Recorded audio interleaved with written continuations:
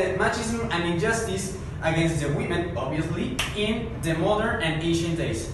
How we know justice in this country is not something we can control. Only those who have power and authority can control that in their favor.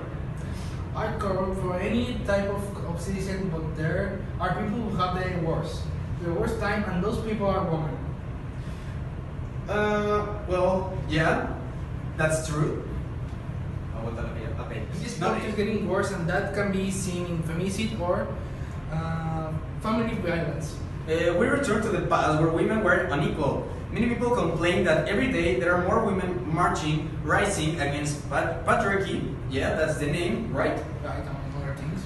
Among other things. But what they do not think that is that men have to change their way of seeing justice and values so that women do not have to reach those extremes that are good for them, and apparently it is the only way to make them see the truth. I think.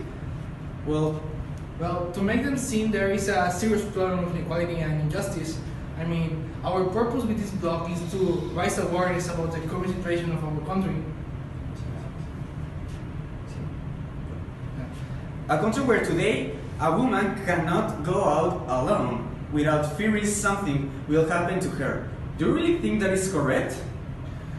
It is really okay to continue going like this. I mean, we believe, or rather, we are sure that in this situation has already gone too much far, and it's time to do something. Of course, it is easier to ignore until something happens to a close being or something like that. But, well, come on, will you really want until you will really wait until that happens? Okay, now we are going to talk a little bit of trash to some persons that are against them, and also.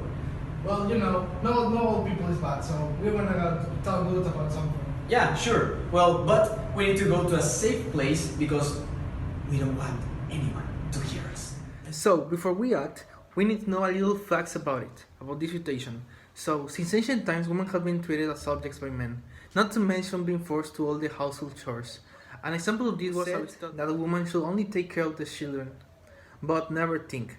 It was said that the value of a woman was hardly higher than a slave. Can you think of that? Another example was Rousseau, who said the education of women must be in relation to that of men, to please them, to be useful to them. This is what from the childhood they should be taught. And Voltaire, who said, a kindly stupid woman is a blessing from heaven. And so we continue until 1932, where women obtained the right to vote, and it was thought the situation would only improve, but here we are again, generating pain and suffering through harassment and ridicule. Even our president said, I do not want feminists to overshadow the plain rough. Much as he apologized, obviously that wouldn't fix it. Culture and justice no longer exist, at least in Mexico, where women lost their voices again and men did not care. It is time to change this injustice. According to Aristotle, in life the middle point must be found, and in this case, that point is gender equality. As we mentioned in the past, there have been many macho philosophers, and it is assumed that we should not be affected by their beliefs, but we are doing the same. But of course, there have also been philosophers who fought for women, and an example of them were the philosopher François Poulain de la Barre and John Stuart Mill, who refuted the arguments against gender equality and pushed for women to obtain their rights to vote in Great Britain in 1980, respectively. Well, but to finish this, we believe that we should be equally between both genders, and because we said before. Well, no human being has more power than another because both genders must live according to justice and morality. And remember that, folks! Let's go!